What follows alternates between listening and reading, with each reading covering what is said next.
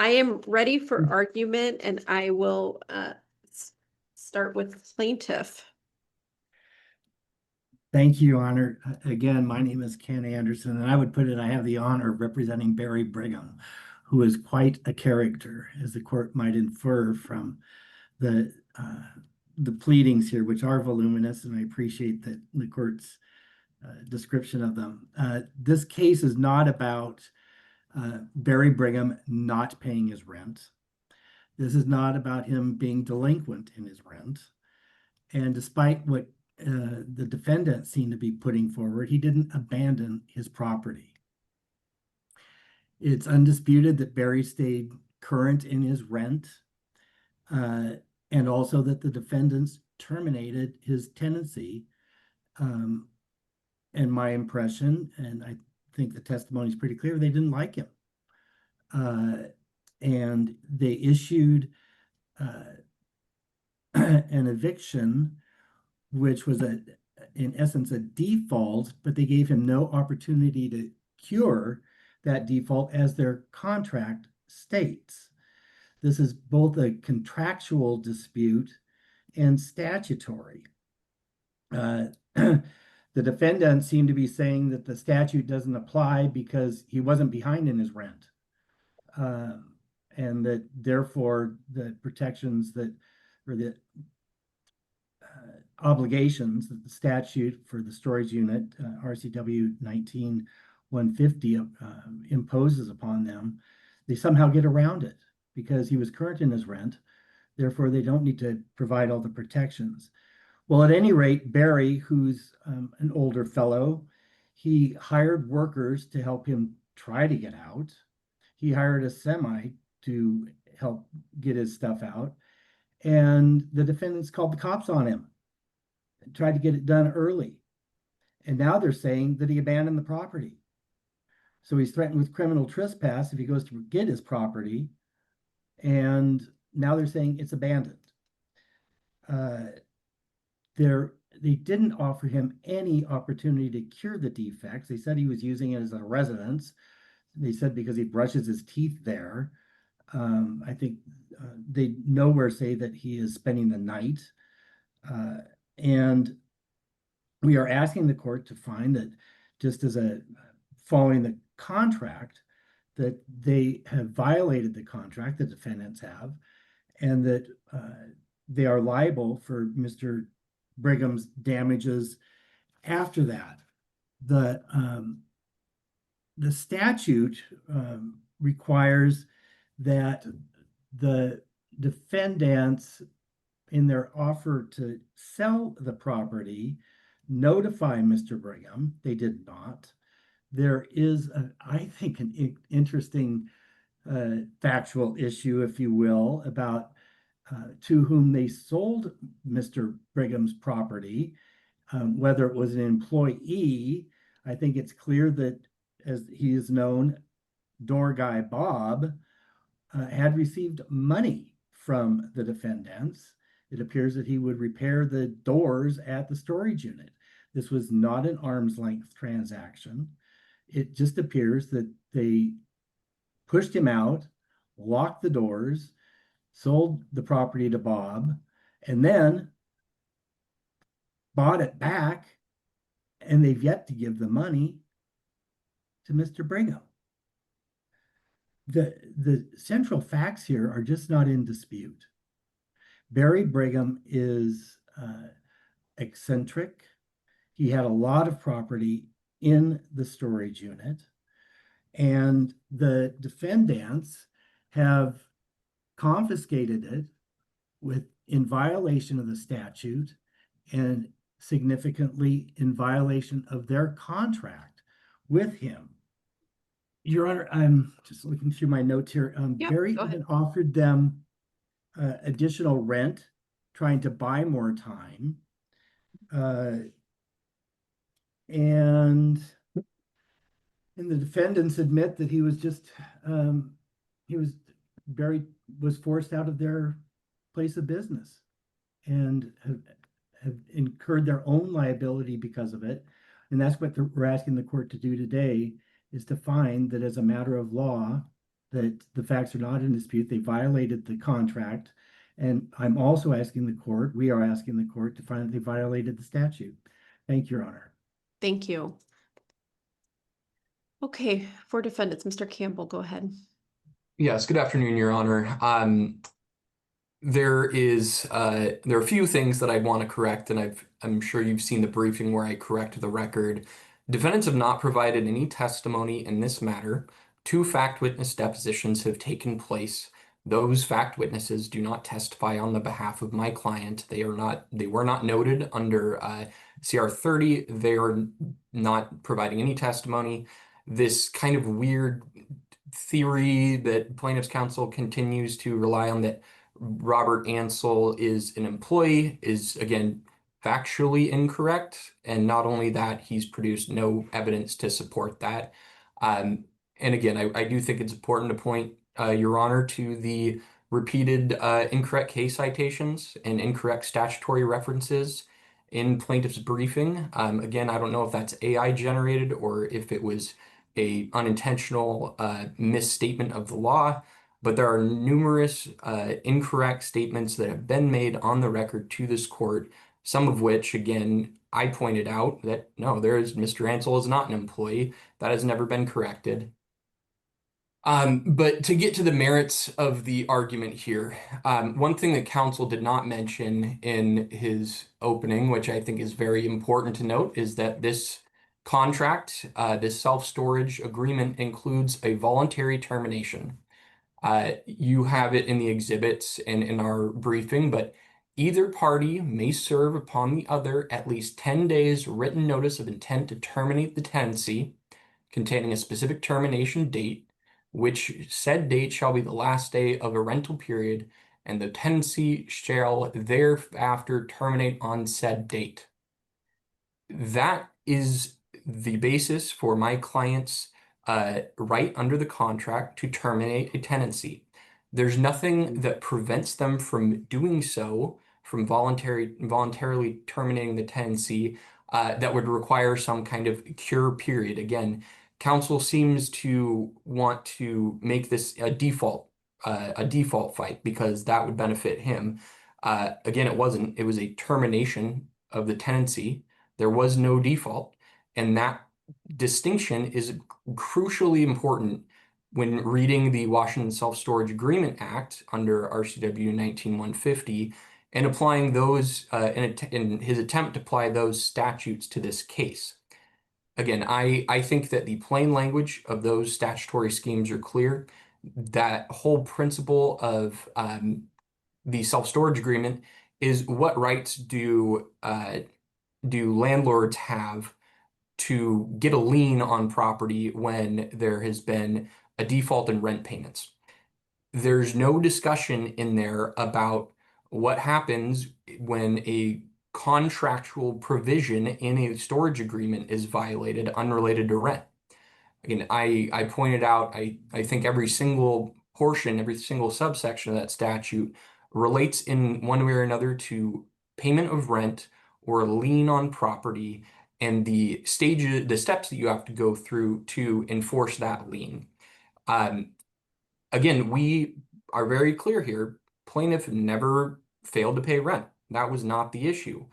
My clients chose to terminate this tenancy under the voluntary termination provision of the contract because Mr. Brigham was engaged in inappropriate, prohibited uses on the property. He was, in fact, staying on this premises throughout the day as a pseudo home during the COVID-19 pandemic. He wanted to social distance and he had roommates at home, so he would go to the facility on nearly a daily basis, stay there for long periods during the day. He would take naps in his truck. He would heat up food in a microwave, which is prohibited under the electrical use prohibition in the prohibited uses section of the contract. He would urinate in a bucket and go dump the bucket out and near the premises. And this was a pattern that was ongoing. My client's former employees felt uncomfortable around Mr. Brigham They felt threatened by Mr. Brigham at times. And again, under the contractual provision that allows for voluntary termination of a tenancy, my client exercised that right. Mr. Brigham doesn't get to somehow cure when my client has a voluntary ability to terminate this tenancy.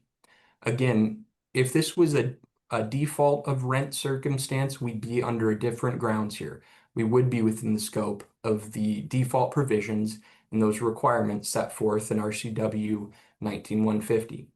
We're not. We are in a contract that was agreed to by Mr. Brigham and that he chose to blatantly disregard on numerous occasions that my clients have, determined, no, we're not going to move forward with this anymore. We're going to terminate that tenancy. They gave him more notice than required by the voluntary termination provision. They gave him a full month to get his stuff out. He delayed. He didn't take necessary actions to clear it out. He cleared some of his storage out, but he eventually had run up his time. My clients gave him an extra day to keep going, and at the end of that, he still wasn't able to get his stuff out. The contract also provides for an abandon or surrender of property, and that we can dispose of it how we like, how we choose when you've left property on the premises. The So eviction. tell me, I'm looking at that. The surrender, I think you're relying, so let's kind of putting aside whether the termination was proper. I'm just looking at, okay, let's even assuming it was or wasn't, but let's talk about surrender and abandonment. So I'm looking through that. Is it, so notwithstanding, are you relying on the language, notwithstanding the foregoing provisions, landlord may at landlord's sole discretion discard, dispose of, donate, or sell any personal property abandoned by occupant, publicly or private, or if required, then dispose of the same pursuant to any applicable law. Any stored item not removed promptly upon the termination of tenancy shall be deemed abandoned. Yes, Your Honor, that is exactly the provision that we're relying on. Again, Okay. there are different requirements under the statute when there is a rent default circumstance. This is not what we're faced with. We are under the contract provision here. And again, we provided plaintiff with the notice more than a month before his termination date. The notice explained again that you need to pick up your property or it will be deemed abandoned pursuant to the contract. And pursuant to the contract, his property was abandoned when he failed to remove it with a full month to do so. I think it's somewhat ironic. I pointed out in the storage agreement that plaintiffs or tenants, excuse me, are limited to keeping $5,000 worth of property on the premises unless they get specific permission. Well, if he only had $5,000 worth of property on the premises, he probably could have moved it out a lot easier than having to fill up buses or truckloads of property. Again, he's making claims that his property is worth over $200,000. He's produced no evidence to suggest that he had that approval. In fact, his deposition made it very clear that, oh, yeah, it was in there. I was aware it's in there, but I didn't care. And I think that the theme of his tenancy is, yeah, I'm aware of the rules. Yeah, I'm aware of the contract, but I don't care because I'm Barry Brigham. When you look at the contract, he repeatedly breached the contract, and my clients exercised their option under the voluntary termination provision to terminate that tenancy.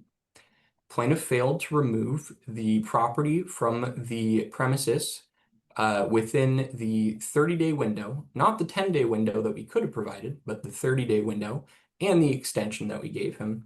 He still failed to remove his property, at which point it became abandoned, at which point we can essentially do with it however we please.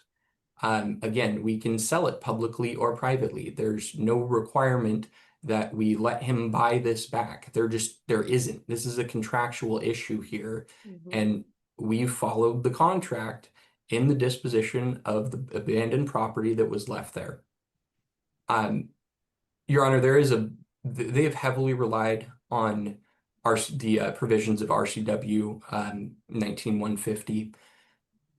I briefed it out pretty heavily as far as the plain language and the legislative history. I won't go through all of that again here unless you think that it would be valuable for your understanding to go through the legislative history and each individual statute to show No. that, yeah, I'm good.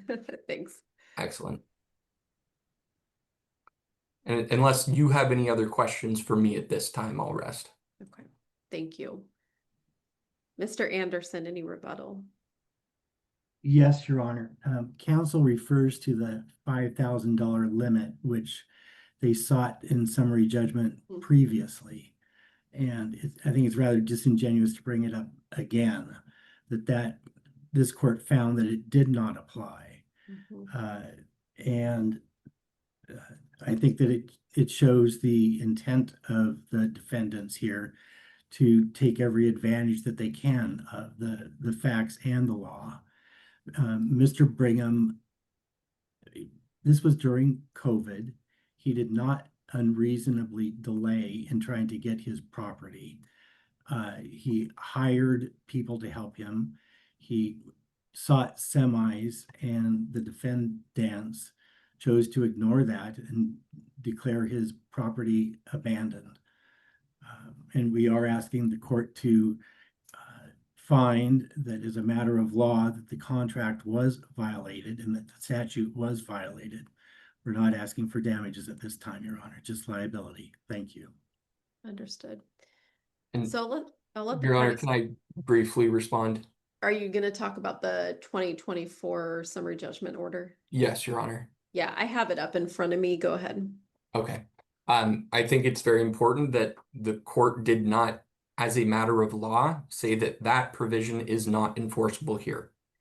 Basically, Judge Baster said, well, it depends on the circumstance. If you had materially breached the contract, if that's what is found at, the time of trial, then it would, but you may not be able to rely on it if you too did some bad act, if plaintiff wins on that. So for counsel to suggest that this is, as a matter of law, it's not applicable, that just misstates this court's ruling.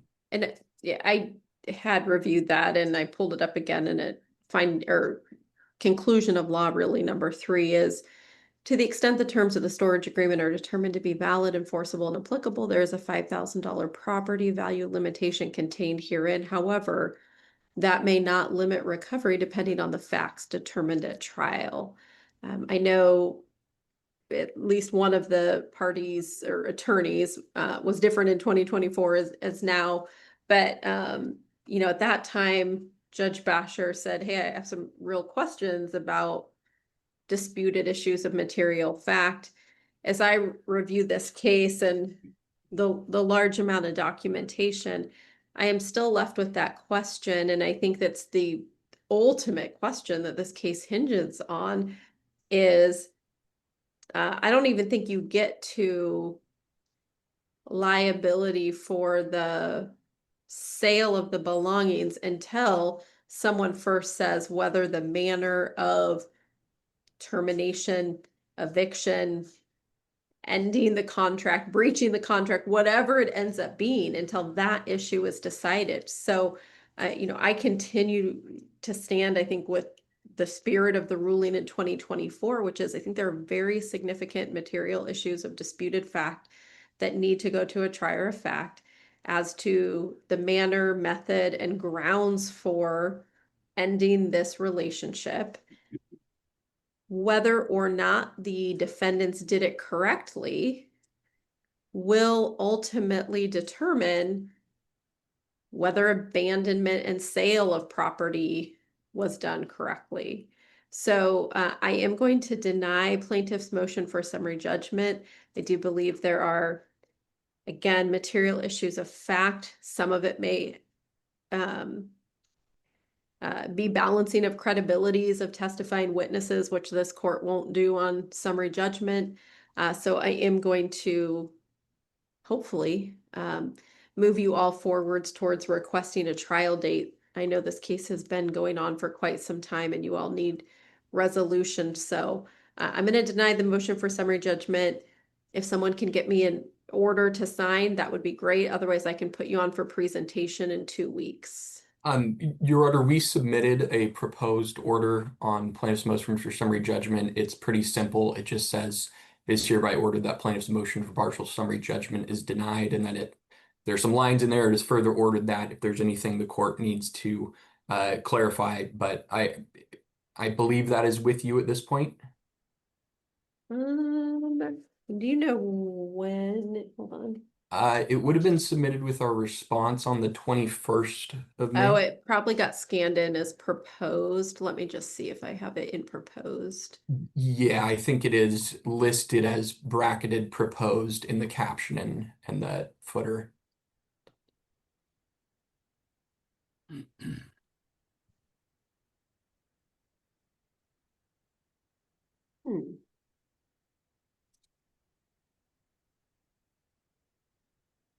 Well, I don't have it.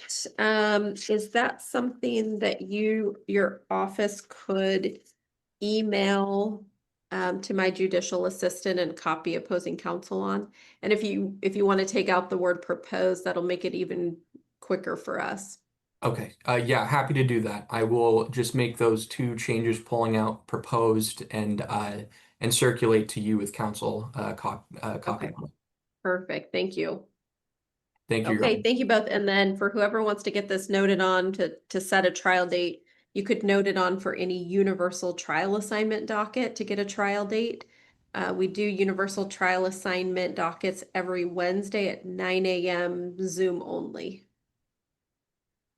Thank you, Your Honor. Thanks, Yeah. counsel. Yep. Thank you. Thank you both. Bye-bye.